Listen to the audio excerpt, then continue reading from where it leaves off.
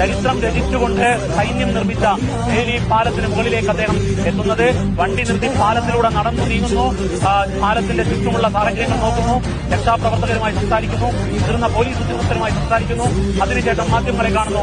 മാധ്യമങ്ങളെ കാണുമ്പോൾ മോഹൻലാൽ തുടങ്ങിയത് തന്നെ ഇങ്ങനെയാണ്: രാജ്യം കണ്ടതിൽ വെച്ച് ഏറ്റവും വലിയ ദുരന്തം, അതുകൊണ്ട് ചേർത്ത് പിടിക്കണം, എല്ലാവരും ഒറ്റക്കെട്ടായി നേരിടണം. ശാന്തി ഫൗണ്ടേഷൻ 3 കോടി നൽകും. മോഹൻലാൽ മറ്റു സഹായം. ഇതുകൂടാതെ ഈ ദുരന്തത്തിൽ ഇവിടെ ഒലിച്ചുപോയ വിദ്യാലയം, ആ സ്കൂൾ പുനർനിർമ്മിച്ച് നൽകുന്ന പ്രവർത്തനം ഏറ്റെടുക്കുമെന്ന് പറയുന്നു. ഏതായാലും സൈന്യത്തിന്, ജനങ്ങൾക്ക്, വിക്ടിംസിന്